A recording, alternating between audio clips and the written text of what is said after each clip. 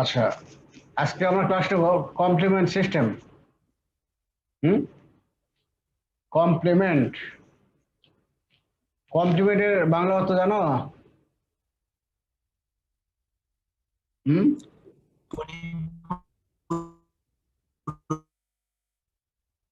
শোনা যাচ্ছে না, নেট খারাপ। কমপ্লিমেন্ট হলো অগমেন্ট করা, হেল্প করা, সাহায্য করা। হুম মানে ইমিউন সিস্টেমের আদার সিস্টেমকে সে হেল্প করতেছে, এই জন্য নাম হলো কমপ্লিমেন্ট সিস্টেম। হ্যাঁ, ঠিক আছে। এইখান থেকে নাম আসছে হলো কমপ্লিমেন্ট সিস্টেম। যেমন তোমার এই যে কমপ্লিমেন্ট সি3বি তৈরি হচ্ছে, এটা কি কাকে হেল্প করতেছে?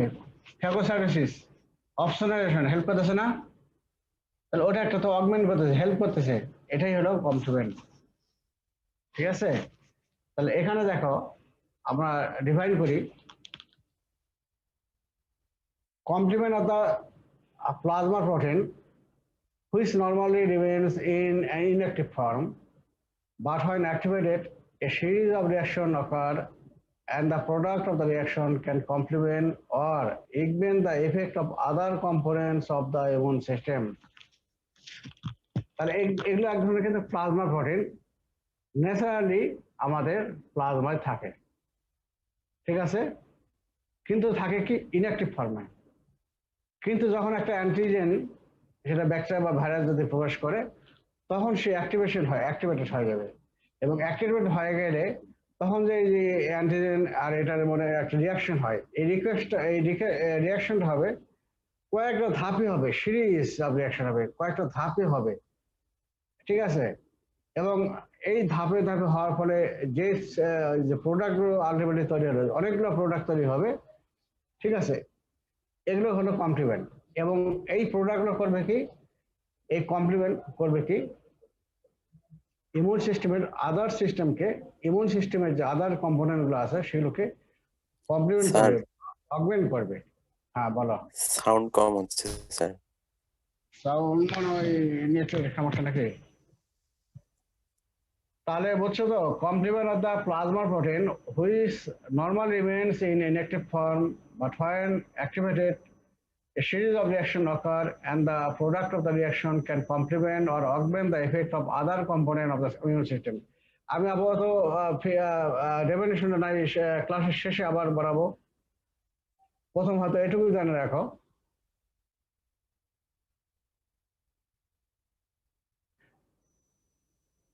কমপ্লিমেন্ট প্রপার্টিস এর নেচারটা কি। আগেই বলা হয়েছে, ফিগারে পাইছি আমরা, কমপ্লিমেন্ট অর্থাৎ প্লাজমা প্রোটিন এবং কতটুকু থাকে, 3 to 4% of total plasma protein. Antibody কতটুকু থাকে? অনেক থাকে, তাই না? আর কমপ্লিমেন্ট থাকে 3 to 4%। প্লাজমা প্রোটিন যতগুলো থাকে তার মধ্যে কমপ্লিমেন্ট থাকে হলো 3 to 4%। এবং আমরা যখন ইনেট ইমিউনিটি এবং অ্যাকোয়ার্ড ইমিউনিটি পড়েছিলাম, তখন তোমার সলুবল কম্পোনেন্ট পড়েছিলাম, তাই তো? সলুবল কম্পোনেন্ট তোমার ইনেট ইমিউনিটিতে কি ছিল? একটা কমপ্লিমেন্ট ছিল, আর কি ছিল? হ্যাঁ, ইন্টারফেরন ছিল, ছিল না? আর তোমার ইয়েতে কি ছিল? অ্যাকোয়ার্ড ইমিউনিটিতে কি ছিল? অ্যান্টিবডি। এগুলো তো ভুলে গেছে নাকি? এই যে আমি তো এই জন্য বললাম যে খালি ক্লাস করলে হবে না, পড়তে হবে। একটার সঙ্গে আরেকটা লিঙ্ক আছে। তাহলে এটা হলো, it is an important component of our innate defence. তাহলে এটা ইনেট ইমিউনিটি দিচ্ছে। এবং এগুলো তৈরি হয় কোথায়? Mainly from liver. লিভার অবশ্যই আগে বলবা, তারপরে বলবা also from some extent macrophage and fibroblast. ঠিক আছে, এই হলো তোমার হলো এটা। তারপরে ডেফিনেশন আর কি বলছিলাম, তারা ইনঅ্যাক্টিভ ফর্মে থাকে, প্লাজমায় ইনঅ্যাক্টিভ ফর্মে থাকে। কিন্তু যখন একটা অ্যান্টিজেন, সেটা ব্যাকটেরিয়া বা ভাইরাস প্রবেশ করে, তখন সেগুলো অ্যাক্টিভেশন হবে। এটাই বলা হয়েছে, they remain inactive form, they can become active upon activation when exposed to antigen.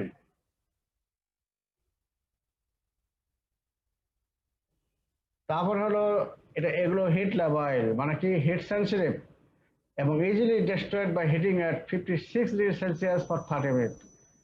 30 minute যদি 50 ডিগ্রি সেলসিয়াসে 30 মিনিট যদি হিট করা যায় তাহলে এগুলো ডিস্ট্রয় হয়ে যাবে।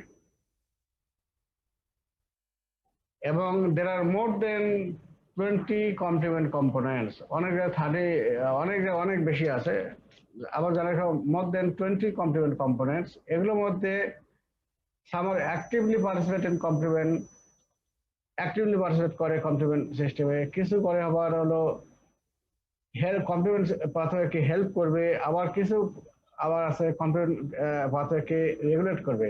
তাহলে কিছু অ্যাক্টিভলি পার্টিসিপেট করবে, কিছু হেল্প করবে, আবার কিছু রেগুলেট করবে।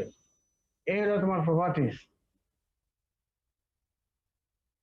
আবার বলি তাহলে এগুলো হলো প্লাজমা প্রোটিন, থাকে কত 3 to 4% অফ প্লাজমা প্রোটিন। এবং আমরা আগেই জেনেছি এটা it is important component of innate host defence, এবং প্রডিউস করা হয় মেইনলি ফ্রম লিভার এবং also some extent from the macrophage and fibroblast. Liver অবশ্যই বলতে হবে। এবং নর্মালি থাকে কত ইনঅ্যাক্টিভ ফর্মে থাকে, কিন্তু অ্যাক্টিভেশন হয় কখন, যখন একটি অ্যান্টিজেন একটা প্রবেশ করে, সেটা ব্যাকটেরিয়া বা ভাইরাস হোক, তখন তারা অ্যাক্টিভেশন হবে। এবং যারা হিট লেভেল ডেস্টাই কত হবে 56 ডিগ্রি সেলসিয়াস ফর 30 মিনিট, তাহলে হিট নষ্ট হয়ে যাবে। এবং কতগুলো থাকে মোর দেন 20 কমপ্লিমেন্ট কম্পোনেন্ট, তার মধ্যে কিছু অ্যাক্টিভলি পার্টিসিপেট করে, কিছু হেল্প করে কমপ্লিমেন্টকে, আবার কিছু হলো তোমার কি করবে রেগুলেট কমপ্লিমেন্ট পাথওয়েকে রেগুলেট করবে। এই হলো তোমার হলো প্রপার্টিস। প্রপার্টি ভালো করে পড়বা। আর এখানে আরেকটা জিজ্ঞাসা করি আমরা যে হলো সোর্স অফ কমপ্লিমেন্ট কোথা থেকে তৈরি হয়, এগুলো বলতে হবে produce from the mainly from liver cells, liver and also some extent from macrophage and fibroblast। ঠিক আছে, কথা শোনা যাচ্ছে? স্যার তাহলে এই হলো প্রপার্টিস গেল। এখন কমপ্লিমেন্ট কম্পোনেন্ট সিস্টেম, আগে বললাম যে মোর দেন 20 কমপ্লিমেন্ট কম্পোনেন্ট, তাই তো? এগুলোকে আমরা এবং এর আগেও আমি জানছি কমপ্লিমেন্ট পাথওয়ে 3টা পাথওয়ে আছে। একটা হলো ক্লাসিক্যাল পাথওয়ে, আরেকটা হলো অল্টারনেটিভ পাথওয়ে, আর একটা লেকটিন পাথওয়ে। এখন কোন কোন পাথওয়েতে কোন কোন কমপ্লিমেন্ট প্রোটিন থাকে দেখো। ক্লাসিক্যাল পাথওয়েতে কম্পোনেন্ট থাকে হলো,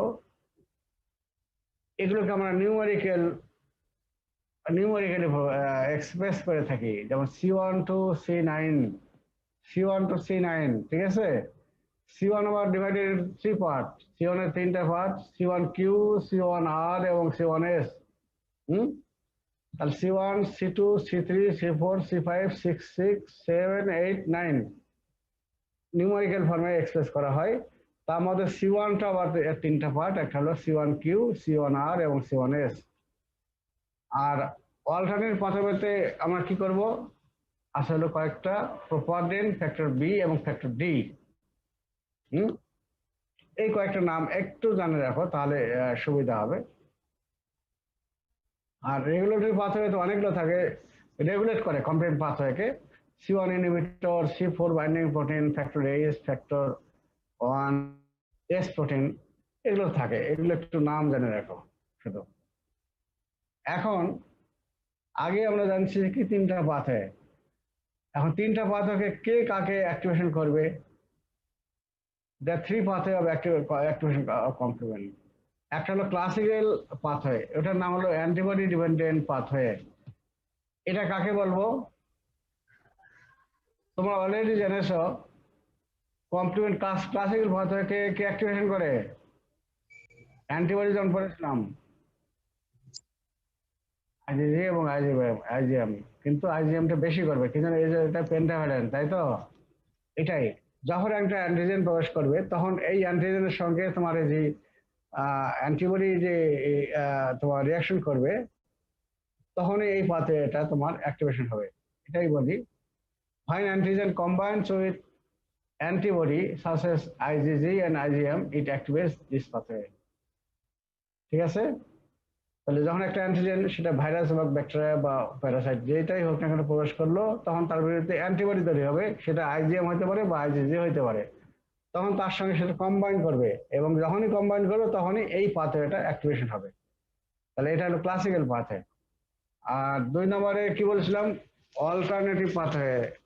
ঠিক আছে, ওখানে ওখানে কে ছিল, আরেকটা অ্যান্টিবডি কে ছিল ওখানে, IgA স্যার। আইজিএ, এবং আরো অনেকগুলো পাথওয়ে আছে, সেগুলো সেগুলো আমরা জানবো। অল্টারনেট পাথওয়ে, এটা অ্যান্টিবডি ইন্ডিপেন্ডেন্ট পাথওয়ে।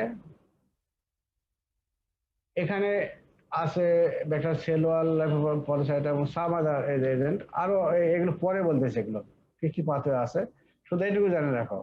আইজি, তারপর ব্যাকটেরিয়াল সেল ওয়াল, লাইফোপলিসাইট এবং some other agents can activate this pathway. আর লেকটিন পাথওয়ে অ্যাক্টিভেশন কখন হবে? লেকটিন পাথওয়েতে হবে mannose lectin, mannose binding lectin, হ্যাঁ, বা ম্যানোজ বাইন্ডিং প্রোটিন এমবিএল বা এমবিপি থাকে, নর্মালি প্লাজমাতে থাকে। ঠিক আছে, যখন একটা অ্যান্টিজেন প্রবেশ করবে, সেটা বেশ করে ব্যাকটেরিয়া যদি প্রবেশ করে, যেমন সালমোনেলা, তখন সালমোনেলা ওই যে তোমার কাভারিং কি থাকে, ওর ওর যে স্ট্রাকচার কি থাকে, কার্বোহাইড্রেট, এই কার্বোহাইড্রেটের সঙ্গে সে বাইন্ড করবে, তখন এটা তোমার অ্যাক্টিভেশন হবে। এটা পরে আবারও বলবো, জানবা ল্যাকটিন পাথওয়ে। এটা কি হলো, the lectin pathway is activated by the interaction of microbial carbohydrates with mannose binding protein, অথবা ওটারই আরেক নাম হলো mannose binding lectin in the plasma and tissue plate. তাহলে ম্যানোজ বাইন্ডিং প্রোটিন অথবা ম্যানোজ বাইন্ডিং লেকটিন থাকে কোথায়? প্লাজমা এবং tissue প্লেটে থাকে।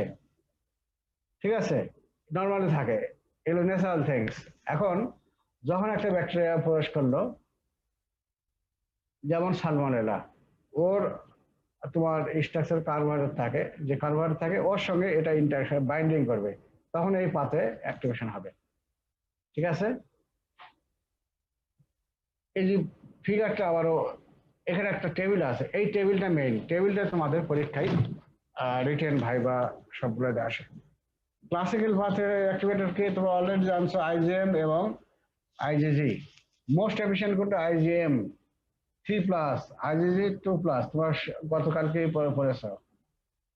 একটা একটা আইজিএম যেহেতু পেন্টামার, আর আইজিজি যেহেতু মনোমার, তাই তো। লেকটিন পাথওয়ে আগে বলা হয় কি মেডেড বাই ম্যানোজ বাইন্ডিং লেকটিন, এটার আরেকটা নাম হলো ম্যানোজ বাইন্ডিং প্রোটিন, একই, এটাকে অ্যাক্টিভেশন করবে। আর অল্টারনেটিভ পাথওয়েকে অ্যাক্টিভেশন করবে কি, প্রথমে বলা হয়েছে কি এগ্রিগেটেড আইজিএ, এখানে আইজিএ আসলো, তারপরে তোমার গ্রাম নেগেটিভ ব্যাকটেরিয়া কি আসবে? Lipopolysaccharide of gram negative bacteria. আর গ্রাম পজিটিভ ব্যাকটেরিয়া কি আসবে? Teichoic acid. এছাড়া কি আসবে? Fungal cell wall, some virus and virus infected cell এবং কোবরা ভ্যানম। এই টেবিলটা ভালো করে জানবা, ভাইবা বলো বা রিটেন বলো, ইনভ্যারিয়েবলি ধরা হবে। তাহলে ক্লাসিক্যাল পাথওয়ে অ্যাক্টিভেটর হলো আইজিএম এবং আইজিজি, তবে বেশি হলো আইজিএম। আর ল্যাকটিন পাথওয়ে কি?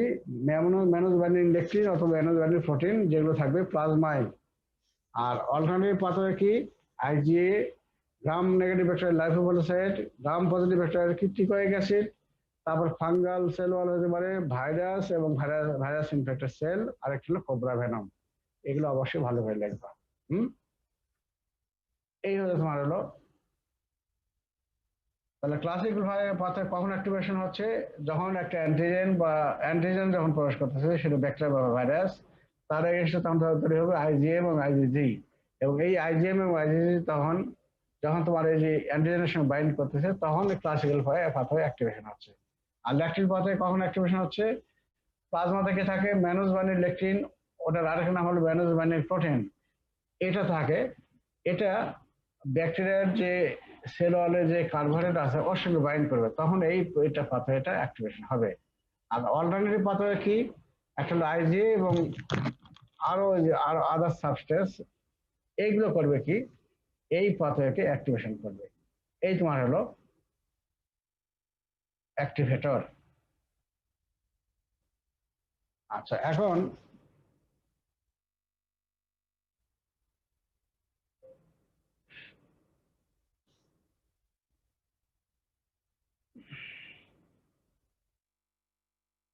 ফিগারটা পরে বলতেছি। এখন আমরা ডিসকাস করব classical pathway. This classical pathway is initiated by binding of antibody to an antigen. That means antibody complex হলো। আগে পড়ে নাও আগে। তাহলে একটা অ্যান্টিজেন যখন প্রবেশ করলো তার এগেইনস্টে তৈরি হবে তোমার অ্যান্টিবডি তৈরি হবে, সেটা আইজিএম অথবা আইজিজি, তাই তো? তারপরে কি হবে, এই অ্যান্টিজেন এবং এই অ্যান্টিবডি কি করবে, অ্যান্টিজেনের সঙ্গে বাইন্ড করবে, করে কি কমপ্লেক্স তৈরি করবে, তাই তো? যখনই কমপ্লেক্স তৈরি করলো তখন কি হলো, কমপ্লেক্স তৈরি হলো। এরপরে কি হবে, এই অ্যান্টিজেন অ্যান্টিবডি কমপ্লেক্স। আচ্ছা এখানে দেখো, এই যে অ্যান্টিজেন অ্যান্টিবডি কমপ্লেক্স তৈরি হলো, তো অ্যান্টিবডির কোন পার্টটা তোমার অ্যান্টিজেনের সঙ্গে বাইন্ড করে বলো তো? Paratope, sir. হ্যাঁ, Paratope, sir. প্যারাটোপ ঠিক আছে, কিন্তু ওই যে আমরা যখন FAB portion. FAB portion, FAB portion, উপরের পোর্শনটা এফএবি পোর্শনের সঙ্গে বাইন্ড করতে হবে। আর নিচের স্টক যেটা সেটা হলো এফসি পোর্শন। এফসি পোর্শনটা ওপেন থাকবে, তাই তো? এফসি পোর্শনটা কার সঙ্গে বাইন্ড করবে, সেল সারফেস, তাই না? Cell surface. তারপরে তোমার আর কি ফাংশন ছিল, কমপ্লিমেন্ট অ্যাক্টিভেশন ছিল, আর কি ফাংশন ছিল, ক্রস করে। দেখো এইখানে তোমার এই যে কমপ্লিমেন্ট এখানে আসবে, কমপ্লিমেন্টের সঙ্গে বাইন্ড করবে। তাহলে এফএবি পোর্শনটা বাইন্ড করলো তোমার অ্যান্টিবডির সঙ্গে, ঠিক আছে, এই অ্যান্টিজেনের সঙ্গে বাইন্ড করলো। আর তোমার এফসি পোর্শনটা ওপেন থাকলো for binding with the complement one, এই যে কমপ্লিমেন্ট সিস্টেমের কমপ্লিমেন্ট ওয়ানের সঙ্গে বাইন্ড করবে। এখন যখনই তোমার এফএবি পোর্শনটা যখন তোমার এই যে বাইন্ডিং করবে, তোমার হলো অ্যান্টিবডির এফএবি পোর্শনটা যখন বাইন্ড করলো অ্যান্টিজেনের সঙ্গে বাইন্ড করলো, তখন এফসি পোর্শনটা হবে কি, ওপেন হয়ে যাবে তখন, ঠিক আছে? ওপেন হবে কি জন্য, এটা কমপ্লিমেন্ট ওয়ানের সঙ্গে বাইন্ডিং করতে হবে। যার ফলে এই জন্য বলা হচ্ছে এখানে, the formation of antigen antibody complex induces conformational changes in the Fc portion of the IgM and IgG molecule that expose a binding site for the complement 1 component of the complement system. তাহলে বুঝছো তো, যখনই একটা antigen প্রবেশ করলো, তখন তার এগেইনস্টে antibody তৈরি হলো, আইদার আইজিএম অর আইজিজি। তারা বাইন্ড করলো অ্যান্টিজেনের সঙ্গে, কার মাধ্যমে, এফএবি পোর্শনের সঙ্গে বাইন্ড করলো। আর এফসি পোর্শন ওপেন থাকলো, এই এফসি পোর্শন ওপেন থাকলো for binding with the complement one component. এখন এই এফসি পোর্শনটা কি হবে, তখন ওপেন হবে, তাই তো? এটাকে বলা আছে কনফরমেশনাল চেঞ্জেস। তারপরে এটুকু একটু জানো, এখন আমরা অলরেডি জানি যে ক্লাসিক্যাল পাথে তোমার এই যে কম্পোনেন্ট কি আমরা নিউমেরিক্যাল ফর্মে প্রকাশ করে থাকি, C1 থেকে C9, তাই তো? এখন C1 এর আগে বললাম কি, C1 এর তিনটা পার্ট, C1Q, C1R এবং C1S। এই তিনটা পার্ট সমান একটু আমরা আলোচনা করি। এই C1Q, it has a core and 6 radiating arm, each of which ends in a pot. এখানে তোমরা অতটা ভালো বুঝতে পারবে না, আমার ফিগারে যায় এখানে দেখো ডায়াগ্রাম। এটা হলো একটা C1 কমপ্লিমেন্ট C1 এর একটা ফিগার। এটা হলো স্টক, হ্যাঁ, বা কোর বলতে পারো। কমপ্লিমেন্ট 1 এর এই যে এটা দেখো মাঝখানে সাদাটে, একবার সাদাও না, এটা একটা স্টক। তারপরে একটা স্টকের 6টা আর্ম আছে, রেডিয়েটিং আর্ম ছড়াই গেছে, তাই তো? এটাকে বলো রেডিয়েটিং আর্ম। আবার শেষ মাথায় দেখো একটা হেড আছে, এটাকে আমরা হেডও বলতে পারি বা পড বলতে পারি, হ্যাঁ, ঠিক আছে? বুঝছো তো?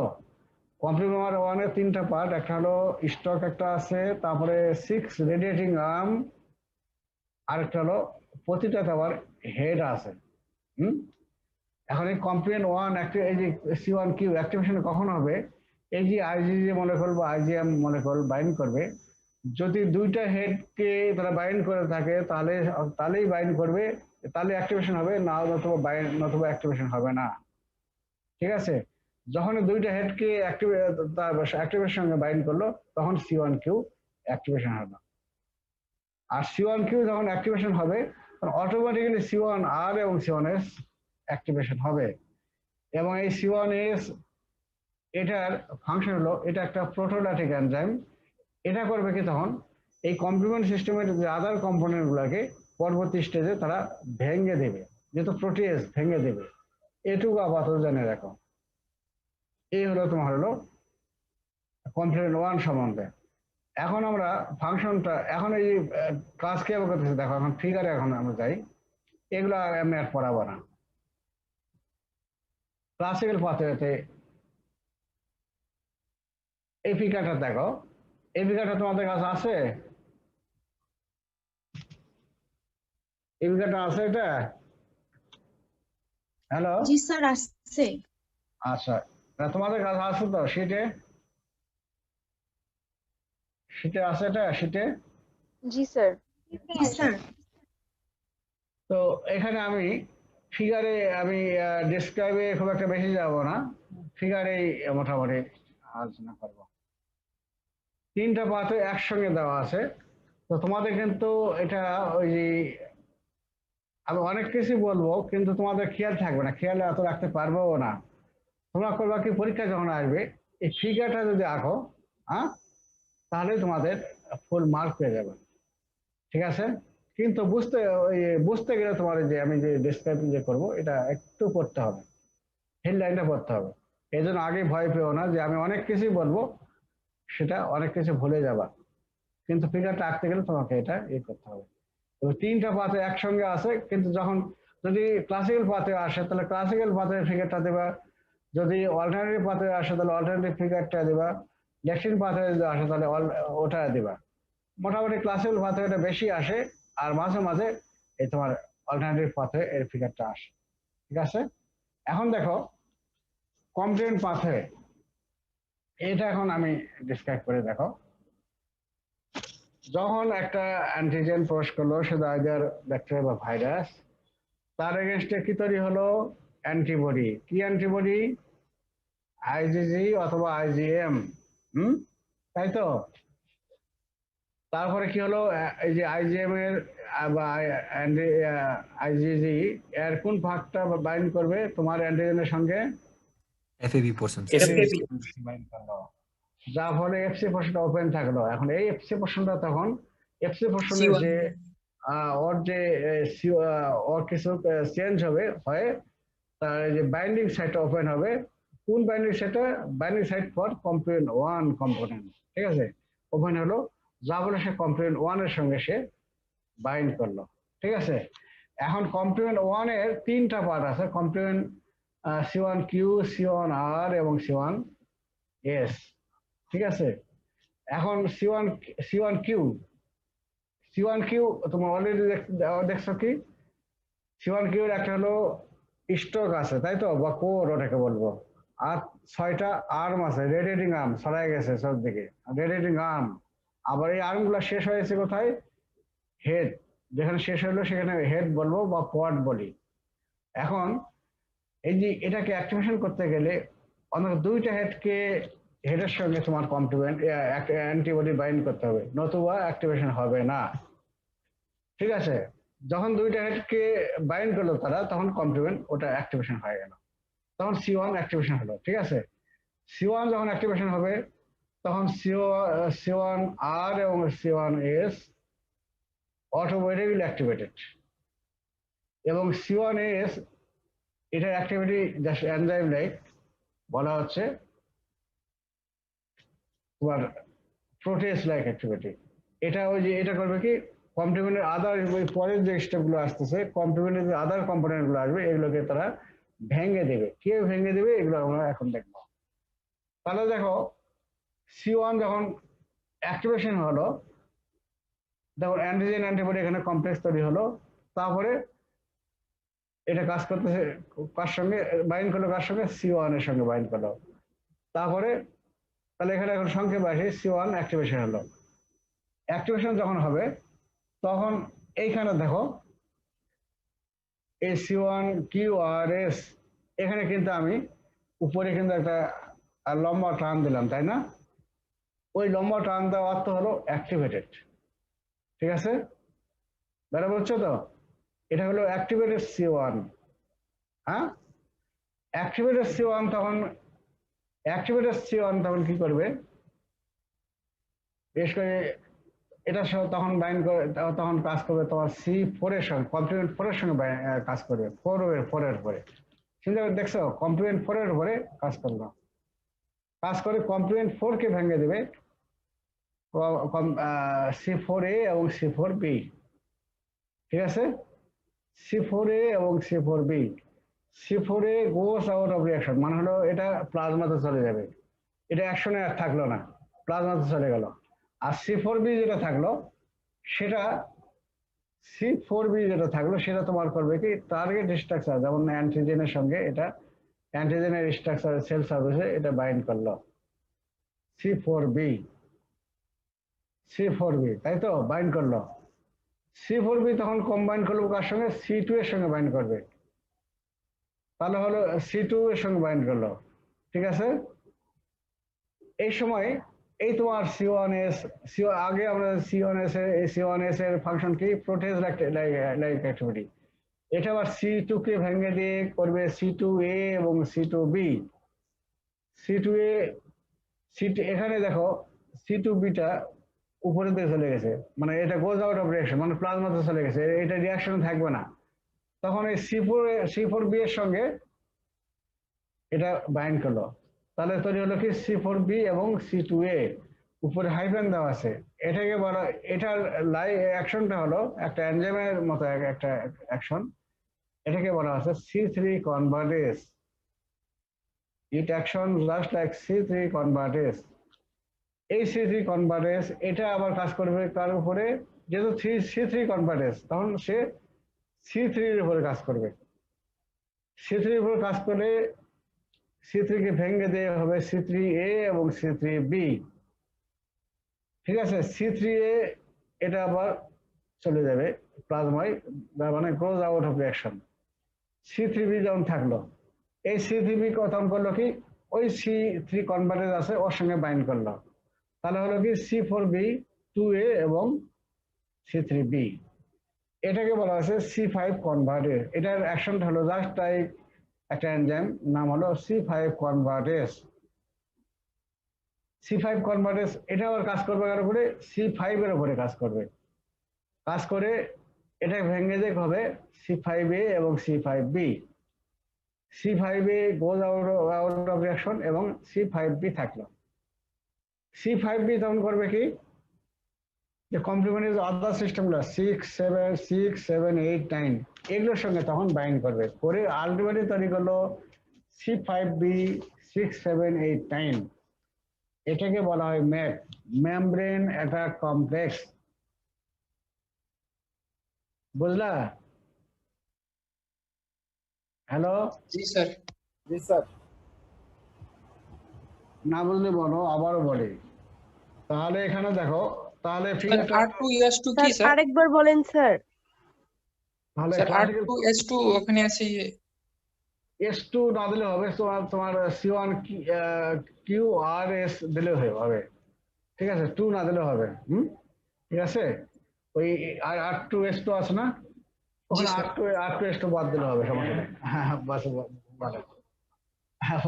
বসেন একটু, বসেন। তাহলে ক্লাসিক্যাল পাথওয়েতে কি হলো, যখন একটা অ্যান্টিজেন প্রবেশ করলো, আইদার ব্যাকটেরিয়া বা ভাইরাস, তাই তো? তার এগেইনস্টে কি তৈরি হবে? অ্যান্টিবডি। কি অ্যান্টিবডি তৈরি হবে? আইদার আইজিজি অথবা আইজিএম, তাই তো? এখন এই যে অ্যান্টিবডি তৈরি হলো, এর কাজ কি? অ্যান্টিবডির সঙ্গে অ্যান্টিজেনের সঙ্গে বাইন্ড করে তাকে কি এলিমিনেট করবে, তাকে ডিস্ট্রয় করে দিবে, দিয়ে তাকে বডি থেকে বের করে দিবে, ইনফেকশন ভালো করবে, তাই তো? এখন এই অ্যান্টিবডি কার সঙ্গে, অ্যান্টিজেনের কোন পার্টের সঙ্গে বাইন্ড করবে? অ্যান্টিবডির কোন পার্টটা বাইন্ড করবে? এফএবি পোর্শনের মাধ্যমে বাইন্ড করলো, তাই তো? আর এফসি পোর্শনটা খোলা থাকলো। এফসি পোর্শনটা তখন কার সঙ্গে বাইন্ড করবে? C1 এর সঙ্গে বাইন্ড করলো, তাই তো? C1 এর 3টা পার্ট, একটা হলো C1Q, C1R এবং C1S। ওকে, এখন C1 এর আগে বললাম কি C1 এর তিনটা part, C1 Q, C1 R এবং C1 S। C1 এর কি হলো তিনটা, C1 এর ফিগারটা দেখাইলাম আগেই, কি ছিল একটা কোর ছিল বা স্টক ছিল, তারপর কি 6 রেডিয়েটিং আর্ম ছিল, চতুর্দিকে ছড়া যাবে তাই তো, এবং সেটা আবার শেষ হলো কোথায়, 6টা হেডে শেষ হলো তাই তো। এবং কমপ্লিমেন্ট অ্যাক্টিভেশনের জন্য দুইটা হেড লাইক স্ট্রাকচার, অবশ্যই দুটো হেডের সঙ্গে অবশ্যই তোমার অ্যান্টিবডি বাইন্ড করবে, নতুবা তোমার অ্যান্টিবডি অ্যান্টিজেন কমপ্লেক্স এটা অ্যাক্টিভেশন হবে না কমপ্লিমেন্ট। যার ফলে কি হলো, যখনই দুটো হেড লাইক স্ট্রাকচার অ্যান্টিবডির সঙ্গে বাইন্ড করলো এটা তখন অ্যাক্টিভেশন হলো। এই তোমার এখানে যখন উপরে ড্যাশ চিহ্ন একটা দিলাম তখন সেটা মিন করবে অ্যাক্টিভেটেড C1QRS। ঠিক আছে, বাস কিছু বলবেন? আচ্ছা হলো, তারপরে কি বললাম C1Q যখন অ্যাক্টিভেশন হয়ে যাবে তখন C1R এবং S অটোমেটিক্যালি অ্যাক্টিভেটেড, হ্যাঁ অটোমেটিক্যালি। এবং C1S এর অ্যাক্টিভিটি কি ছিল, এটা হলো একটা প্রোটোলাইটিক এনজাইম, এটা করবে কি কমপ্লিমেন্টারি আদার সিস্টেমগুলোকে সে ভেঙে দেবে তাই তো, এবং বুঝলাম। তারপর এখন কি হলো, এই যে অ্যাক্টিভেটেড C1 এটা তখন কার উপরে কাজ করবে, C4 এর উপর বাইন্ড করবে, C4 এর সঙ্গে বাইন্ড করে কি করবে, এটাকে ভেঙে দিয়ে করবে কি C4B এবং C4A। C4A goes out of reaction, মানে প্লাজমাতে চলে গেল, তখন সেই রিঅ্যাকশনে থাকবে না, C4B থাকলো। C4B তখন কার সঙ্গে বাইন্ড করবে, টার্গেট সেল, দ্যাট মিনস অ্যান্টিজেনের সঙ্গে, অ্যান্টিজেনের সেল সার্ভিস এটা বাইন্ড করলো, ঠিক আছে। তারপর C4B কার সঙ্গে আবার বাইন্ড করবে, C2 এর সঙ্গে বাইন্ড করবে, ঠিক আছে। এবং এইখানে আবার C1S আবার কাজ করে C2 কে ভেঙে দিয়ে করলো কি C2A এবং C2B। C2 এটা তখন C2Bটা কি উপরের দিকে চলে গেল, তার মানে কি গোজ আউট অফ রিঅ্যাকশন, C2A থাকলো। এই C2A তখন তোমার কাজ তোমার কম্বাইন করবে কার সঙ্গে, C4B এর সঙ্গে, তাহলে কি হলো C4B এবং C2A উপরে ড্যাশ চিহ্ন দেওয়া হলো। এটাকে বলা হয়, এটা লাইক হলো জাস্ট এনজাইম অ্যাক্টিভিটি, যেটা হলো বলা হয় C3 কনভার্টেজ। যেহেতু C3 কনভার্টেজ, তাহলে এখানে কার উপরে কাজ করবে, C3 এর উপর কাজ করবে। দেখো আবার নিচে আসছে C3 এর উপর কাজ করলো, করে C3 কে ভেঙে দিল, ভেঙে দিয়ে হলো কি C3A এবং C3B। C3A হবে কি গোজ আউট, প্লাজমাতে চলে গেল, তারপর সে আর রিঅ্যাকশনে থাকলো না, আমরা বলতে পারি it goes out of reaction. C3B থাকলো, এটা সেল সার্ভিসের বাইন্ড করলো, বাইন্ড কার সঙ্গে করবে, C3B এই তোমার C3 কনভার্টার যেটা থাকলো তার সঙ্গে বাইন্ড করলো, আলটিমেটলি কি তৈরি হলো C4B, C2A এবং C3B, হ্যাঁ হলো না। এবং এটারও একটা কাজটা হলো এনজাইম একটা অ্যাক্টিভিটি, কোনটা C5 কনভার্টেজ অ্যাক্টিভিটি। তখন এটা আবার C5 এর উপর কাজ করলে C5 কে ভেঙে দিয়ে হলো C5A এবং C5B। তাহলে এখানে কি হবে, C5A তখন আবারও প্লাজমাতে চলে গেল এবং রিঅ্যাকশন থেকে চলে গেল, that means goes out of reaction. C5B ultimately কোনটা থাকলো, C5B থাকলো। C5B তখন কার সঙ্গে কাজ করবে, তোমার কমপ্লিমেন্টের যে আদার কম্পোনেন্ট যেমন 6, 7, 8, 9 এর সঙ্গে তারা বাইন্ডিং করবে, আলটিমেটলি ধরে হলো কি C5B, 6, 7, 8, 9, এটার নাম হলো মেমব্রেন অ্যাটাক কমপ্লেক্স। এখন মেমব্রেন অ্যাটাক কমপ্লেক্স আমরা পরে আসতেছি। এখন এইখানে দেখো তোমাদের এখানে হজবরও লাগতে পারে, এই এতক্ষণ রিঅ্যাকশনটা আমি বললাম সবগুলাতেই দেখো C3A মানে হলো অ্যাকশন, অ্যাক্টিভ পার্ট, আর হলো C3B মানে হলো বাইন্ডিং সাইট। সবগুলোতে তোমার C3A তোমার চলে গেছে, গোজ আউট অফ রিঅ্যাকশন, খালি C3B চলে গেছে, এক্সেপ্ট দেখো এই সেকেন্ড স্টেপে, দেখো সেকেন্ড স্টেপে C3 যখন ভাঙলো, তৈরি হলো কি C3A এবং C3B। এখানে তোমার ওই সরি এই যে সেকেন্ড স্টেপে যে C2 কে ভাঙলো, হয় কি হলো C2B এবং C2A। এইখানে শুধু তোমার B পোর্শনটা চলে যাবে, কিন্তু A পোর্শনটা রয়ে গেল, আর বাদ বাকি সব স্টেজ B পোর্শনটা রয়ে গেছে। তাহলে আঁকতে তোমাদের ফিগার যখন আঁকতে বলা হবে পরীক্ষায় সমস্যা হবে। হ্যালো হ্যালো হাউস কি বলে? হ্যাঁ না স্যার। হাবা না কি কি ভালো করে বলো। স্যার হ্যাঁ স্যার।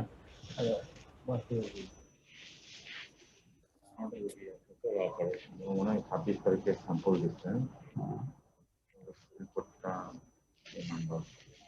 26 তারিখ আজকে কত তারিখ? 29 তারিখ এখানে এসে রিপোর্ট কবে হয় কিন্তু তাহলে তাদেরকে কিভাবে পাবো? তো আমার ছেলেগুলো আমি তখন ওরা আছে অফিসের ইয়ে আছে তো তাহলে হ্যাঁ হ্যাঁ হয়ে গেছে। এখন তো রাশও নেই। না না নাই আমরা রাত থাকলেও মেডিকেল গুলো আগে দিই না। যদি দিনে আপনি একটু কাজ করেন তো ওই যে আমাদের অফিস কপি আছে ওই যে ইয়ার ডাটা এন্ট্রি আসে, ডাটা এন্ট্রি অপারেটর আসে, তাহলে ওনাকে স্যারকে একটু নিয়ে যান, পরিচয় করে দেন। হ্যাঁ পরিচয় করে দিয়ে ওই যে ওনার যেটা প্রয়োজন সেটা যেন বাইর করে দেন। তারপরে এই হলো তোমার হলো ক্লাসিক্যাল পাথে গেল, ঠিক আছে? তাহলে এইটা হলো ক্লাসিক্যাল পাথে, এইভাবে তুমি আঁকবা। এখন অল্টারনেটিভ পাথওয়েতে এখানে দেখো, যদি ক্লাসিক্যাল পাথে বুঝে থাকো তাহলে কিন্তু আর দুইটা তোমার পাথে এটা বোঝার ক্ষেত্রে সোজা। এখানে তোমার লাগবে হলো ক্লাসিক্যাল পাথওয়েতে, অল্টারনেটিভ পাথওয়েতে লাগবে তোমার C3 লাগবে, ফ্যাক্টর বি, ফ্যাক্টর ডি এবং প্রপারডিন। এই চারটা ফ্যাক্টর এখানে লাগবে, আগে যেটা বলেছি কিন্তু আমি, ঠিক আছে? এখানে দেখো যখন একটা অ্যান্টিজেন প্রবেশ করলো সেটা ব্যাকটেরিয়া বা ভাইরাস, হ্যাঁ সঙ্গে সঙ্গে সে কি করবে, সঙ্গে সঙ্গে এই C3 অটোমেটিক্যালি অ্যাক্টিভেশন হয়ে যাবে। এখানে দেখো তো C3 নিচের ফিগারে দেখো C3 অ্যাক্টিভেশন হয়ে গেছে, তাই তো? হ্যাঁ অ্যাক্টিভেশন হবে এবং হাইড্রোলাইজড হবে অটোমেটিক্যালি, হয়ে তৈরি হলো C3A এবং C3B। C3A এবং C3B। C3A তোমার এটা প্লাজমাতে চলে গেল, তার মানে গোজ আউট অফ রিঅ্যাকশন।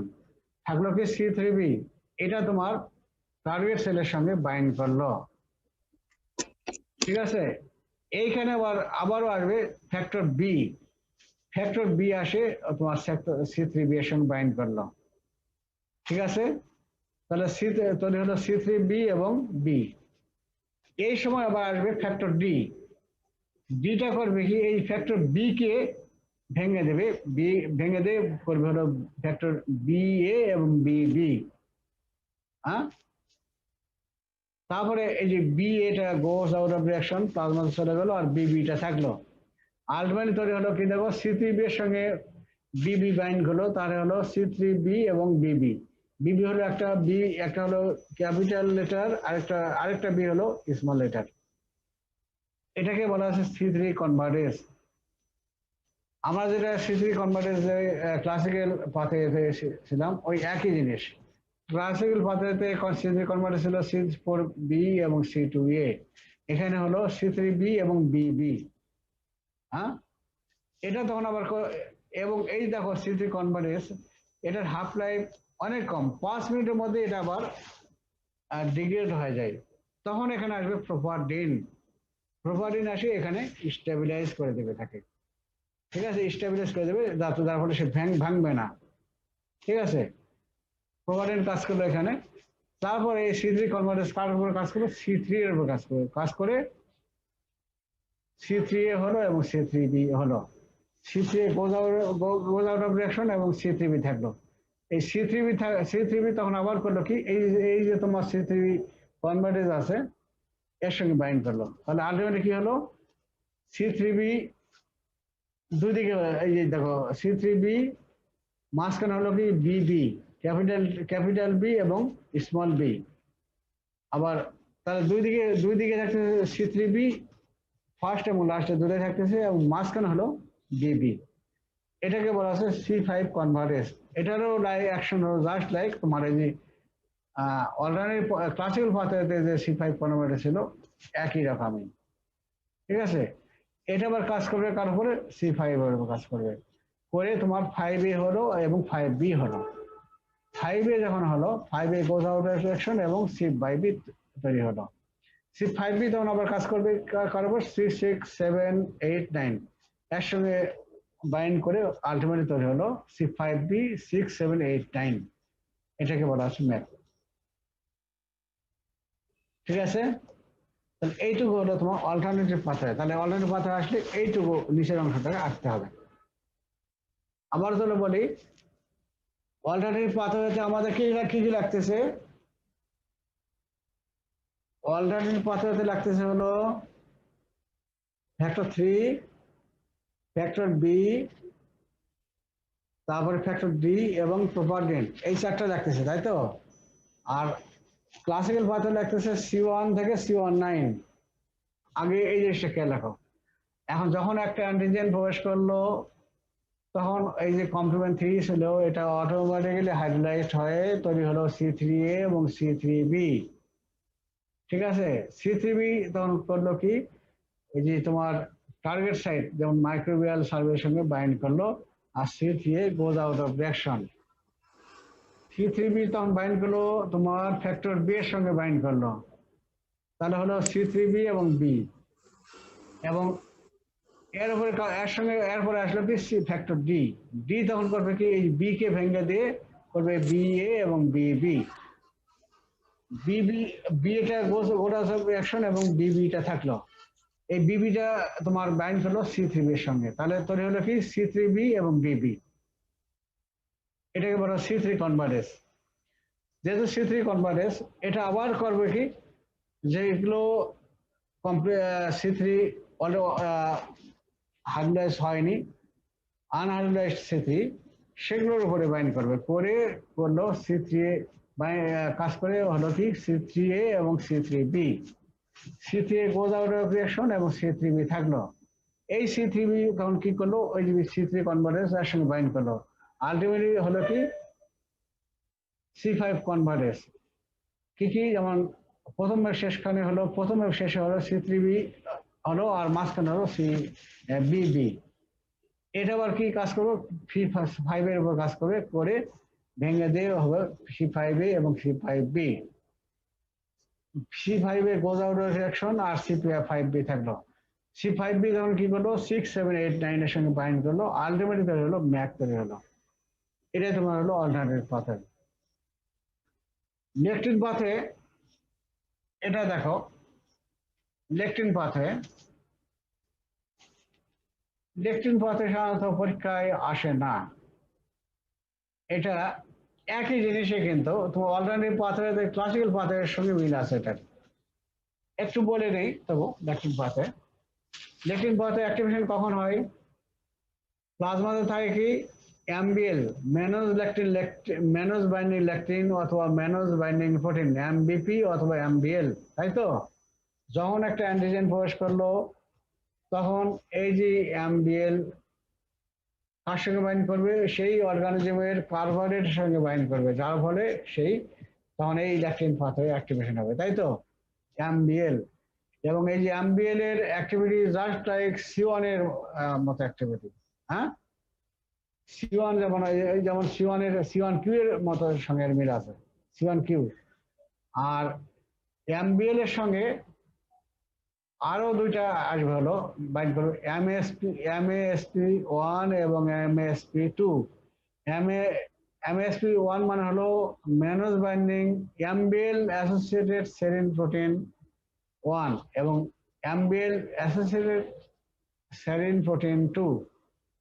এটা তোমার MBL এর সঙ্গে বাইন্ড করলো, যার ফলে এই তিনটা যখন বাইন্ড করলো তখন হবে, তখন আমাকে সেটাকে বললো activated C1 like complex. Activated C1 like complex, তাহলে C1 অটোমেটিক্যালি C1 এখন অ্যাক্টিভেশন হয়ে গেল। তারপরে সেটা কাজ করবে কি C4 এর উপর কাজ করবে। C4 কে কাজ করলে C4 কে ভেঙে দিয়ে হলো C4A এবং C4B। এটা আবার কাজ করবে কি C2 এর উপর। এই তারপরে কমপ্লিমেন্ট তোমার ক্লাসিক্যাল পাথওয়ে আছে না, আদার যে স্টেপ সব এক সেম। তাহলে কি খেয়াল থাকবে? একটু পরে না হলে খেয়াল থাকবে না। আজকে পড়লা, যদি না বোঝো পরে আবার বলিও। তাহলে এখানে দেখো কমপ্লিমেন্ট ক্লাসিক্যাল পাথে শুরু হলো তোমার কমপ্লিমেন্ট 1 থেকে শুরু হলো, তাই তো?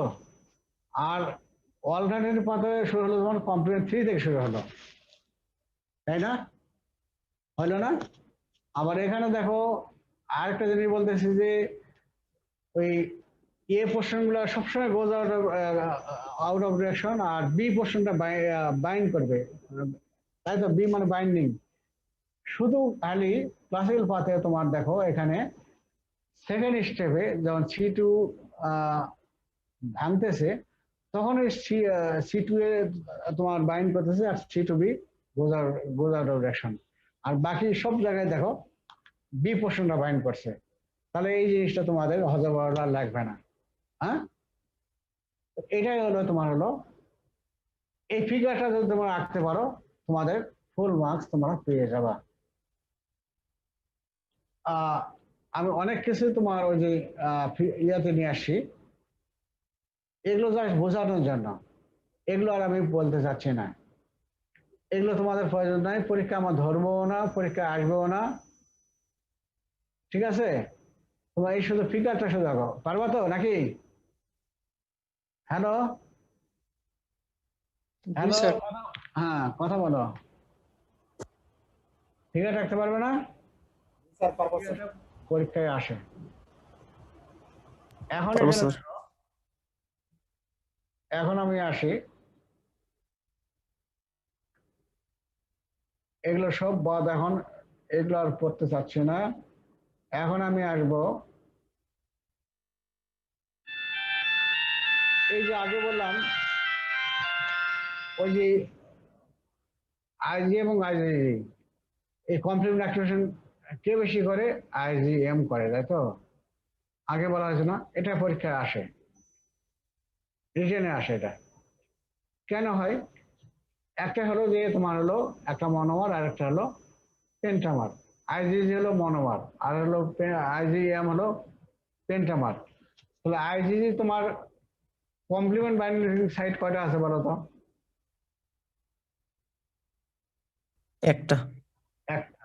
তাহলে FC পোর্শন একটা, তাহলে একটা FC পোর্শন থাকে, তাহলে কয়টা হেডের সঙ্গে C1 হেড আছে?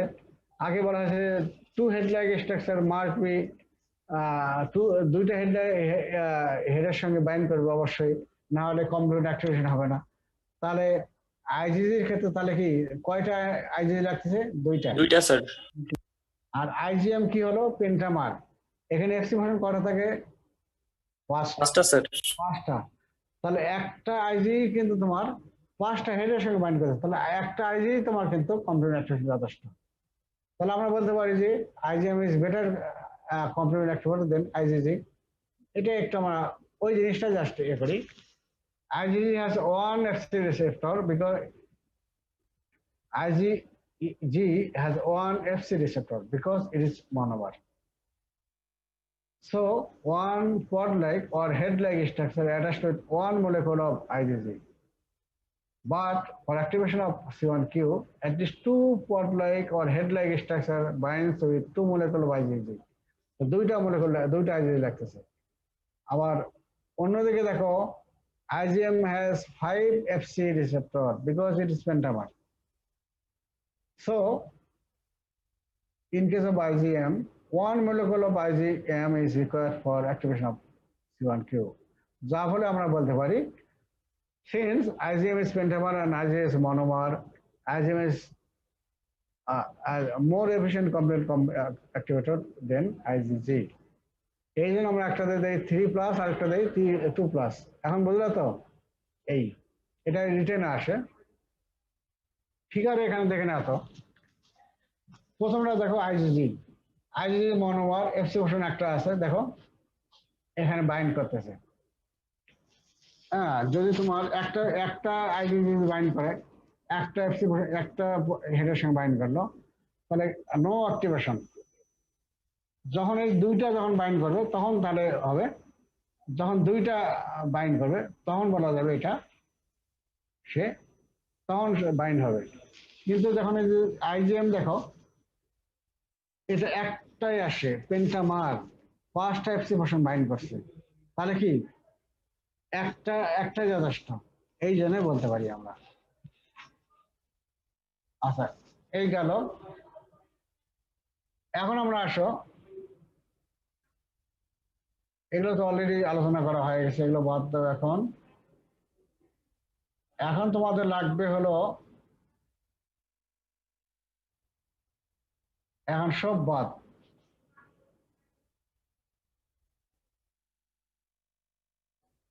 অলরেডি এগুলো অনেক কিছু লেখা হয়ে গেছে, কিন্তু এগুলো প্রয়োজন না, তোমার খালি ফিগারটা ভালো করে আঁকা শেখো। এখন এই যে বায়োলজিক্যাল অ্যাক্টিভিটিস অফ কমপ্লিমেন্ট, এটা ভেরি ভেরি ইম্পর্টেন্ট। এটা ইনভেরিয়েবলি ধরা হয় ভাইভাতে, রিটেনে তো আসবেই। এইটা এখন এ করা, এটা ফাংশন অনেক। একটা সাইটোলাইসিস বা সেল লাইসিস 1 নম্বর, 2 নম্বর হলো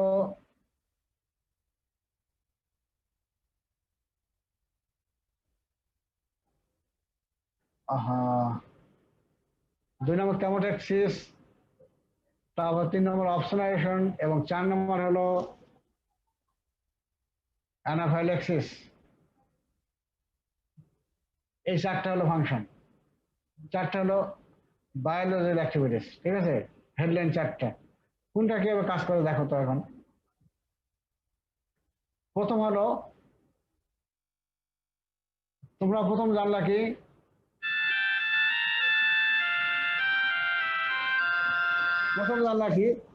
ওই যে তোমার কমপ্লিমেন্ট অ্যাক্টিভেশন হলো, কমপ্লিমেন্ট অ্যাক্টিভেশনের ইন প্রোডাক্ট, মানে শেষ পর্যন্ত শেষে কি তৈরি হয় আমরা জিজ্ঞাসা করি, what is the in product of complement activation? কোনটা? স্যার ম্যামব্রেন একটা 5, complex। 6, 7, 8, 9। হ্যাঁ, এবং ওটার কম্পোজিশনটা কি C5B678. হ্যাঁ স্যার, নমস্কার। হ্যাঁ স্যার, জি স্যার। আচ্ছা আচ্ছা আচ্ছা, ঠিক আছে স্যার, আমি দেখতেছি।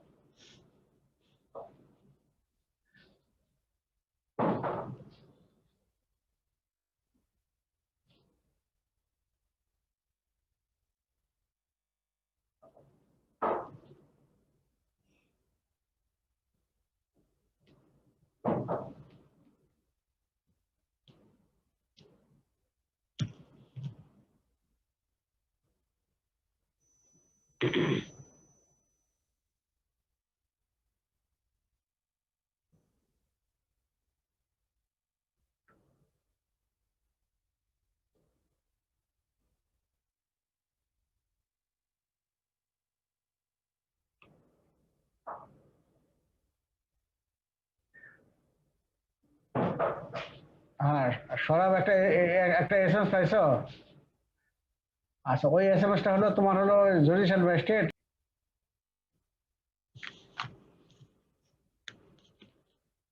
আচ্ছা, এখন এই মেমব্রেন একটা কমপ্লেক্স, এটার কাজ হলো তোমার সেল লাইসিস করা বা সাইটোলাইসিস করা। কিভাবে কাজ করে, কম্পোজিশন কি, এগুলো আমরা জানবো এখন। দি মেমব্রেন একটা complex which is composed of C5B678 produced in complement pathway activation causes lysis of many types of cells including RBC, bacteria, envelope virus and tumor cells. ঠিক আছে, এবং cytolysis is not an enzymatic process, rather it appears that insertion of the complex results in disruption of the cell membrane and the entry of water and electrolyte into the cell. এখানে আমি ফিগারে দেখাই।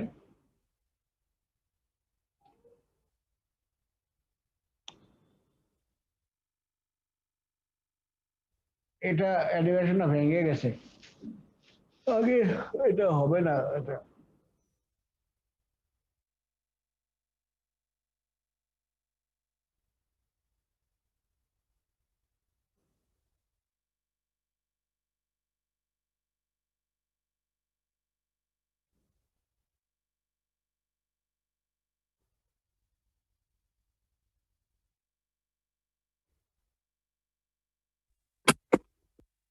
একটা দেখো, complement যখন activation হলো, বুঝছো? তোমার animation দেখলা তো? কমপ্লিমেন্ট যখন অ্যাক্টিভেশন হলো, ফাইনাল ইন প্রোডাক্ট তৈরি হলো মেমব্রেন একটা কমপ্লেক্স। মেমব্রেন একটা কমপ্লেক্স কিন্তু একটা এনজাইম না। এগুলো যখনই তৈরি হলো তখন করবে কি, যে টার্গেট স্ট্রাকচার সেখানে তার তীরের মতো বৃদ্ধি হবে। ওখানে এই যে লম্বা লম্বা গুলো দেখছো না, এগুলো তোমার তীরের মতো বৃদ্ধি হবে। আর যখনই বৃদ্ধি হবে ওখানে, তখন সেখানে হল তৈরি করবে, ছিদ্র তৈরি করবে, ঠিক আছে? এবং ছিদ্র যখন তৈরি করলো, তখন সেখান থেকে তোমার সেদিক দিয়ে তখন তোমার পানি, ওয়াটার, এক্সট্রাসেলুলার ফ্লুইড এবং ইলেকট্রোলাইট ওখানে প্রবেশ করবে। যার সেলটা কি হবে? সোয়েলিং হবে, সোলেন হবে, তাই তো? আর সোলেন যখন হবে, আলটিমেটলি সেল লাইসিস হয়ে যাবে। এটাই তোমার ফাংশন। ব্যাপারটা বুঝছো তো? তাহলে মেমব্রেন একটা কমপ্লেক্স, এটা সংক্ষেপে বলছে এটা, যে এটা একটা মেমব্রেন কমপ্লেক্স হলো। এবং এগুলো করবে কি, এটা লাস্ট বলছে এটা, যে এটা inserted into the cell and causes formation of holes, and through holes electrolyte water enters into the cell and ultimately cell swollen and burst occur. এটা আর কি।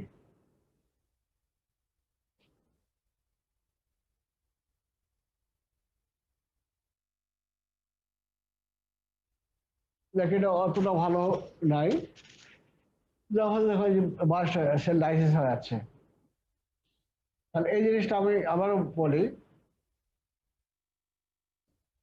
the membrane complex which is composed of C5b6, 7, 8, 9 produced in complement pathway activation causes lysis of many types of cells including RBC, bacteria, enveloped virus and tumor cell on foreign cellগুলো।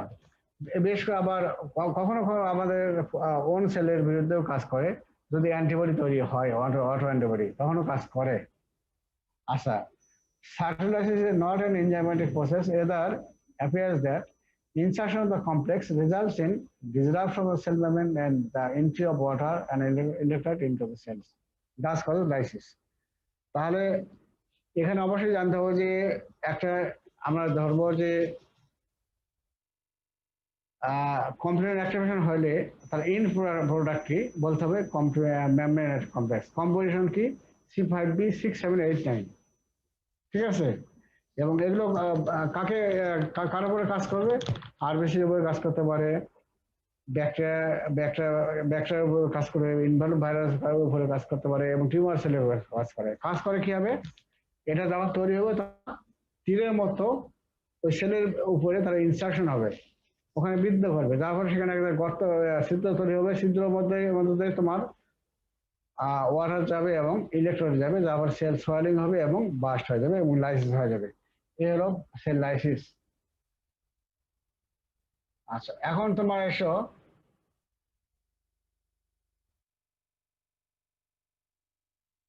যেমন এই ফিগারটা দেখো এখানে,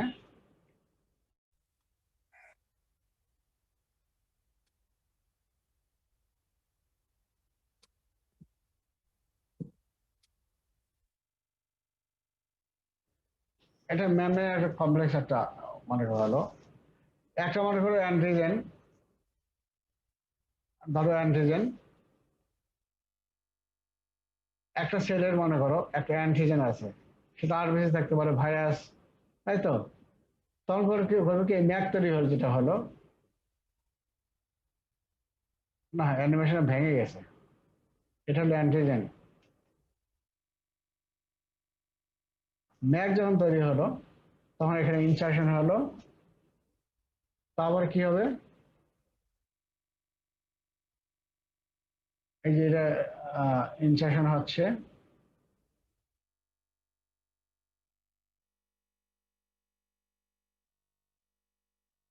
তাকে এটা আমি বলতেছি না, এটা ওটা তো এমনি বোঝে না ওটা।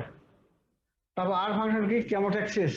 ক্যামোট্যাক্সিস অলরেডি তোমার বায়োকেমিস্ট্রি বা ফিজিওলজিতে পড়ে আসো, ক্যামোট্যাক্সিস, কেমো বা কেমো অ্যাট্রাক্টেন্ট, তাই তো? যখন কোনো ইনফেকশন হয় তখন তারা কিছু তোমার আমার ফ্যাগোসাইটিক সেলগুলোকে কি আমন্ত্রণ জানায়, ঠিক আছে? যে প্রসেসের মাধ্যমে ইনফ্লামেটরি সেলগুলোকে নিয়ে আসে সেগুলোকে বলা হয় ক্যামোট্যাক্সিস বা কেমো অ্যাট্রাক্টেন্ট। কি কোনটা কোনটা? Main C5a, SRC3a function as chemoattractant for phagocytes that is neutrophil to the infection site. যখনই একটা ইনফেকশন হলো তখন তো কমপ্লিমেন্ট অ্যাকশন হলো, তাই তো? এবং কমপ্লিমেন্ট অ্যাকশন হবে কি, অনেকগুলো প্রোডাক্ট তৈরি হলো, একটা হলো তো ম্যাক তৈরি হলো, আরেকটা কি হলো, ক্যামোট্যাক্সিস তৈরি হলো। ক্যামোট্যাক্সিস হয়ে কোনটা কাজ করবে, C5a এবং C3a, মেইনলি C5a। এগুলো করবে কি, তোমার এই ফ্যাগোসাইটিক সেল বেশ করে নিউট্রোফিলকে তারা সিগন্যাল দেবে যে ওখানে ইনফেকশন হয়েছে, একটা ফরেন ম্যাটেরিয়াল চলে আসে, তুমি ওখানে যাও, ফাইট করো ওখানে, ঠিক আছে? এটাই বলা হলো ক্যামোট্যাক্সিস। C5a mainly and also C3a function as chemoattractant for phagocytes as a neutrophil to the site of infection site. এই হলো ক্যামোট্যাক্সিস। তারপর অপসোনাইজেশন, অলরেডি তোমরা জানো ফ্যাগোসাইটোসিস কিভাবে হয়, তোমরা জানো। একটা সেল, একটা মনে করো ব্যাকটেরিয়া ভাইরাস প্রবেশ করলো, তখন কি হয়, তখন তোমার একটা প্রথম হলো যে কমপ্লিমেন্ট অ্যাক্টিভেশন হলো, তাই তো? কমপ্লিমেন্ট অ্যাক্টিভেশন হলে তোমার কমপ্লিমেন্ট তৈরিগুলো হলো, হলো আরেকটা হলো কি অ্যান্টিবডি তৈরি হলো। তখন কি হয়, এই কমপ্লিমেন্ট বেশ করে কমপ্লিমেন্ট 3b আর হলো তোমার হলো অ্যান্টিবডি। অ্যান্টিবডির মধ্যে কোনটা, IgG, এগুলো কি করবে, তাকে ঘিরে ফেলবে, তাই তো? কোটিং করবে। তারপরে তো তোমার সিটোপোরিয়া তৈরি করে তারপরে তাকে ইনগাল করে তৈরি হয়ে তোমার ফ্যাগোসম তৈরি হলো। তারপর তোমার লাইসোজোম তখন তোমার ইয়ে হলো, বাইন্ড করলো, তখন লাইসোজোম তৈরি হলো। তারপরে কি হবে, লাইসোজোম থেকে তোমার সিক্রেট করবে লাইসোমাল এনজাইম, যার ফলে অর্গানিজমকে মেরে ফেলবে। এটা হলো অপসোনাইজেশন। এটা এখন দেখে নাও, দেখো C3b and lesser extent C4b can function as opsonin. কাজ করে কি হবে, 1% এই কমপ্লিমেন্ট যে অ্যাক্টিভেশন হলো, কমপ্লিমেন্ট 3b সাবস্টারি হলো, দুটা পার্ট এটার। 1% of the complement 3b binds to the antigen, একটা পার্ট বাইন্ডিং হলো, এবং another portion attached to the complement 3b receptor on the phagocytic।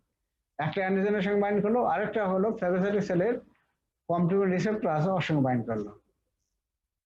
Thus, complement 3b facilitates phagocytosis for a cellular antigen by phagocytic cell, যেটা আমি অ্যানিমেশনের মাধ্যমে দেখাইছিলাম এবং এই ফিগারটাও already দেখাইছিলাম, ঠিক আছে? এই জায়গায় একটা ব্যাকটেরিয়া প্রবেশ করলো বা ভাইরাস প্রবেশ করলো, তার আগে সেটা হলো IgG, তাই তো? আবার আরেকটা কি হলো, কমপ্লিমেন্ট তৈরি হলো, হয় কি হলো, কমপ্লিমেন্ট 3b এবং ভাইরাস অ্যান্টিবডি তাকে ঘিরে ফেললো, তাই তো? ঘিরে ফেললো, কোটিং করলো। তারপরে তোমার ফ্যাগোসাইটিক সেলের কি কমপ্লিমেন্ট রিসেপ্টর আছে, এর সঙ্গে তোমার এই যে এবং অ্যান্টিবডি রিসেপ্টর আছে, এফসি পোর্শন রিসেপ্টর আছে, এর সঙ্গে বাইন্ড করলো, করে এর সঙ্গে বাইন্ড করার পরে এটাকে সে সিটোপোরিয়া তৈরি করে একে ইনকার্ট করলো, ফ্যাগোসম হলো, ফ্যাগোসম তৈরি হলো। তারপরে এর তারপরে কি ফ্যাগোসাইটিক সেলে কি আছে, লাইসোজোম, ওর সঙ্গে আবার তৈরি ইয়া হলো কি, ফ্যাগোলাইসোজোম তৈরি হলো। লাইসোজোম আবার কি করবে, লাইসোজোমাল কন্টেন্ট তোমার রিলিজ হবে এবং ওই ব্যাকটেরিয়া বা ভাইরাসকে মেরে ফেলবে। এটা অলরেডি বোঝার জন্য এটা বললাম। আরেকটা কাজ দেখো, অ্যানাফাইলেটক্সিন। এখানে কি করে C5 মেইনলি, তারপর C3 এবং C4 আর অলসো কল অ্যানাফাইলেটক্সিন। এখানে এগুলো কি করে, they cause degranulation of basophil and mast cell with release of various vasoactive mediators such as histamine that produce signs symptoms of anaphylaxis, that is type 1 hypersensitivity. আমি ওই mast cell বাসোফিল কিভাবে কাজ করেছে করে আমি অলরেডি দেখাইছি কিন্তু। তো এই যে অ্যানাফাইলেটক্সিন কি করবে, C5 মেইনলি, এছাড়া থাকবে C3 এবং C4 এগুলোকে বলা হয় অ্যানাফাইলেটক্সিন। এগুলো করে কি মাস্ট সেল এবং বাসোফিলের মধ্যে কাজ করবে, তারপরে কাজ করে এর যে গ্র্যানুল আছে গ্র্যানুলটাকে সে কি ডিগ্রেড করে দেবে, করে দিলে কি হবে, তার মধ্যে তার যে কন্টেন্ট সেগুলোকে সে রিলিজ করবে, যেমন হিস্টামিন, আরো অনেক আছে, এগুলো পরে আমরা জানবো। হিস্টামিন, সেরোটোনিন, ব্রাডিকানিন, অনেক কিছু আছে। হিস্টামিন এগুলো তেমন করবে তোমার সাইন সিমটম অ্যানাফাইলাক্সিস বা টাইপ 1 হাইপারসেনসিটিভিটি। তো যখন হাইপারসেনসিটিভ বলবো তখন আরো ক্লিয়ার হবে। তাহলে এই চারটা ফাংশন, তাহলে এই চারটা ফাংশন কিন্তু তোমরা অনেকভাবে আমরা প্রশ্ন জিজ্ঞাসা করি, যে আমরা জিজ্ঞাসা করি যে তোমার কমপ্লিমেন্ট অ্যাক্টিভেশনের ইন প্রোডাক্ট কি, ম্যাক, ওটার কম্পোজিশন কি, কিভাবে কাজ করে, কার বিরুদ্ধে কাজ করে, এটা জানবো, ঠিক আছে। তারপর তোমার সেকেন্ড হেডিং এ কি আসলো, ক্যামোট্যাক্সিস। ক্যামোট্যাক্সিস কে কি করে এটা জানতে হবে। ক্যামোট্যাক্সিস কে করে C5 মেইনলি, এছাড়া C3 কাজ করতে পারে, ঠিক আছে। এগুলো কিভাবে কাজ করে সেগুলো তোমরা জানলা। অপসোনিন কে করে C3 মেইনলি, এছাড়া C4B ও কাজ করতে পারে, তবে C3B অবশ্যই বলতে হবে। আর অ্যানাফাইলেটক্সিন কে C5 মেইনলি, তাহলে অ্যানাফাইলেটক্সিন আর হলো তোমার ক্যামোট্যাক্সিস, এই যে দুটা কিন্তু মোটামুটি সেম কিন্তু, ঠিক আছে। এগুলো কিন্তু তোমরা জানবা ভালো করে মুখস্থ করবে এগুলো। এখন এই রেগুলেশন অফ কমপ্লেন্ট সিস্টেম এগুলো আর আমি বলতে যাচ্ছি না, এগুলো বলবো না, এগুলো ফ্যাক্টর এগুলো বলবো না, এগুলো বলবো না।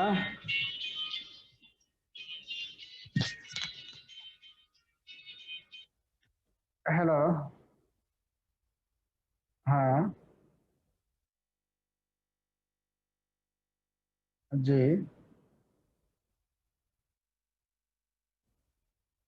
আচ্ছা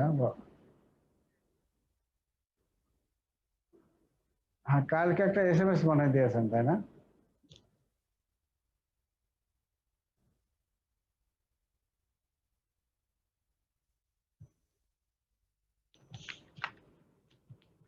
আচ্ছা, তারপর হ্যালো, তোমরা আসো তো ক্লাসে? হ্যালো জি স্যার। তাহলে এগুলো আর বলতেছি না, এখন ফানে এই যে এইটা আসো, ক্লিনিক্যাল অ্যাসপেক্টস অফ কমপ্লিমেন্ট। তার মানে হলো কমপ্লিমেন্ট ডেফিসিয়েন্সি হলে কি হবে,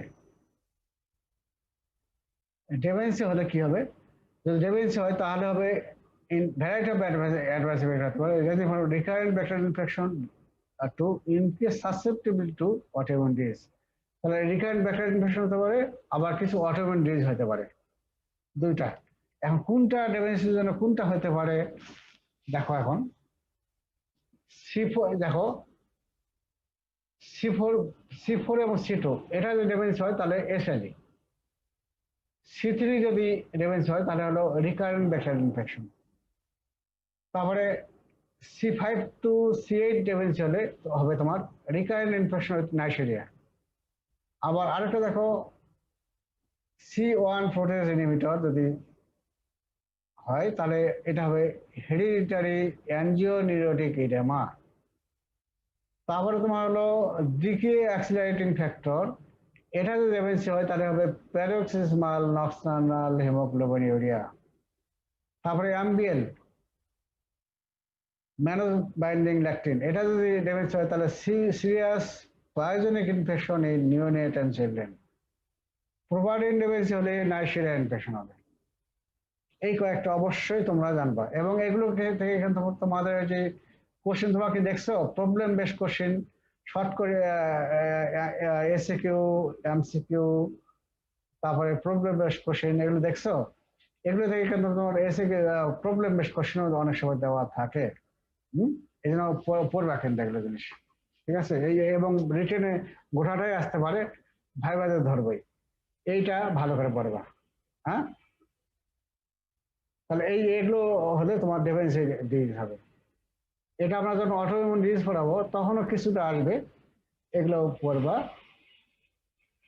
তারপরে এই যে এটা ফিগারটা দেখো,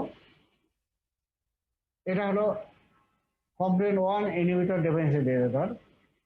এটা হলে কি হেরিডিটারি অ্যাঞ্জিওইডেমা। এই লিফটটা খুলে গেছে না? লিফটটা দেখো তো, খুলে গেছে না? খুলছে? হ্যালো, জি স্যার। এই যে এটা ফিগারটা, জাস্ট এগুলো আসে। এরপর আমরা পড়বো অপশনাইজেশন। অপশনাইজেশন অলরেডি পড়েছি। যে আমি আগে কি বললাম যে এই ফ্যাগোসাইটিক সেলগুলো ডাইরেক্টলি কি তোমার ওই যে ব্যাকটেরিয়া ভাইরাসকে কি ইনগাল করতে পারছে বা কিল করতে পারে? পারে না। না স্যার। তারা হেল্প দিচ্ছে কার? তোমার অপশনে অথবা ইমিউনোগ্লোবুলিন আইজিজি, তাই তো? তাহলে এই যে আইজিজি এবং আইজি কমপ্লিমেন্ট 3B, এই দুটাকে বলবো অপশনাইন ফ্যাক্টর, ঠিক আছে? আর এই প্রসেসটাকে বলবো অপশনাইজেশন। তাহলে আমরা পড়ি এটা সংক্ষেপে। Neutrophil and macrophage cannot recognize most of the microorganisms until they are coated by some naturally occurring factors. ঠিক আছে? These factors are called opsonin and the process is called opsonization. এখন এই অপশনিন কি কি আছে?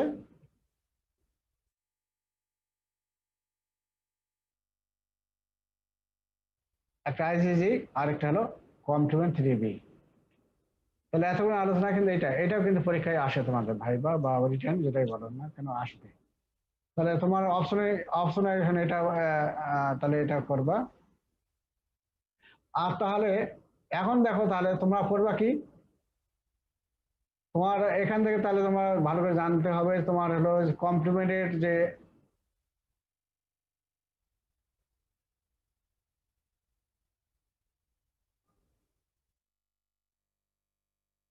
কমপ্লিমেন্টের ডেফিনেশন, তোমার হলো আচ্ছা কমপ্লিমেন্ট ডেফিনেশন। এখন দেখো তো, এখন এখন তোমার ইয়ে হয় কিনা, বুঝতে পারো কিনা? Complement of the plasma protein which normally remains in inactive form. তাহলে এগুলো ন্যাচারাল কিন্তু প্লাজমা প্রোটিনে থাকে এমনিতে, ঠিক আছে? এবং কি ইনঅ্যাক্টিভ ফর্মে থাকে। Complement of the plasma protein which normally remain in inactive form, কিন্তু অ্যাক্টিভেশন when অ্যাক্টিভেটেড কখন হচ্ছে? যখন একটা ব্যাকটেরিয়া বা ভাইরাস প্রবেশ করতেছে তখন অ্যাক্টিভেশন হলো। অ্যাক্টিভেশন হওয়ার পরে কি হচ্ছে? এ সিরিজ অফ রিঅ্যাকশন আকার হলো না? তোমার কমপ্লিমেন্ট কতগুলো স্টেপ হলো না? হ্যাঁ, হলো কি না? এই জন্য বলো সিরিজ অফ রিঅ্যাকশন আকার। এবং সিরিজ অফ রিঅ্যাকশন হওয়ার পরে কি তৈরি হলো? Product of reaction. অনেকগুলো প্রোডাক্ট তৈরি হলো, যেমন কমপ্লিট 3 হলো, কমপ্লিট 5 ইয়ে হলো, কমপ্লিট 3B হলো, complete 5A, complete 4S, complete 3B, অনেকগুলো হলো না? এগুলো তো প্রোডাক্ট নাকি? এগুলো তখন ফাংশন কি করবে? কমপ্লিমেন্ট করবে, মানে হেল্প করবে। Compliment or augment the effect of other component of the immune system. তারা কিন্তু হেল্প করতেছে না? যেমন অপশনিন ফ্যাগোসাইটিস হেল্প করতেছে না? করতেছে তো নাকি? তাহলে এই জন্য এই টার্ম, এই ডেফিনেশনটা জানতে হবে, ঠিক আছে? অল ক্রাইটেরিয়া এখানের মধ্যে আছে। এখন বুঝলো তো? তাহলে এই হলো কমপ্লিমেন্ট গেল তোমার। তাহলে কালকে তোমরা ক্লাস করবা? কালকে তো বন্ধ, কালকে ক্লাস করবা? না স্যার, শুক্রবারে বন্ধ থাক স্যার। আচ্ছা, আমি আর তোমাদের ক্লাস নেব হলো, একটা হলো হাইপার সেন্সিটিভিটি, আরেকটা নেব হলো অটোইমিউন ডিজিজ। হাইপার সেন্সিটিভিটি এবং অটোইমিউন ডিজিজ নেব। আর আর কিছু বাকি থাকবে, যেমন অ্যান্টিজেন অ্যান্টিবডি রিঅ্যাকশন, তার মানে ল্যাব ডায়াগনোসিস ওটা বাকি থাকবে। আর বাকি থাকবে তোমার হলো কমপ্লিমেন্ট, তোমার হচ্ছে তোমার ইমিউন ডেফিসিয়েন্সি স্টেট কিছু আছে, সেগুলো থাকবে। আর অ্যাকোট ফেস প্রোটিন এগুলো থাকবে। এগুলো তোমাদের অন্য স্যাররা পড়াবে, সেগুলো হয়তো পরে তোমরা পড়ে নেবা, পরে পড়াবে এগুলো। আপাতত আমি চাচ্ছি যে হাইপার সেন্সিটিভিটি আর হলো অটোইমিউনিটিটা আমি শেষ করে দিই। অটোইমিউনিটি, হ্যাঁ। তো হাইপার সেন্সিটিভ রিঅ্যাকশনটা মোটামুটি 2 ঘন্টা লাগবে আমার কিন্তু। তো শনিবারে তোমাকে 2 ঘন্টা সময় দিতে পারবা? তাহলে একদিনে শেষ করতে পারবো, কি বলো? আর না হলে 2 দিনে নেবো। তোমরা বোঝো, যদি একদিনে সময় দিতে পারো তাহলে আমি হাইপার সেন্সিটিভিটি একদিনে নেব। আর তোমার হলো অটোইমিউনিটি ওটা একদিনে নেব। অটোইমিউনিটি একদিনে হয়ে যাবে, সমস্যা নাই। তাহলে তোমার হয় 2 থেকে 3টে লেকচার লাগবে। এখন আগামী মঙ্গলবারে আমার সেমিনার আছে, যা ফলে ওইদিকে ব্যস্ত থাকবো। আমি ধরো শনি বা রোববারে যদি নেই, তাহলে হয়তো যদি শনিবারে 2 ঘন্টা সময় দাও আর রোববারে যদি 1 ঘন্টা সময় দাও, তাহলে আমার ক্লিয়ার হয়ে যাবে। তাহলে এখন তোমার সিদ্ধান্ত নিয়ে সেইভাবে জানাও আমাকে, ঠিক আছে? আর ওই পার্সিপেন্ট অনেক কম, কিন্তু এত পার্সিপেন্ট কমে ইয়ে করে যাবে না। আরে পরীক্ষা এখন কত দেরি আছে, এখনই তোমার যদি এগুলো না পড়াও, পরে আমরা কিন্তু আর ক্লাস নেবো না, কিন্তু টিউটোরিয়ালে এগুলো ক্লাস হয় না। কিন্তু একটা জিনিস খেয়াল রাখো, ঠিক আছে? জি স্যার, ধন্যবাদ স্যার। আসসালামু আলাইকুম স্যার।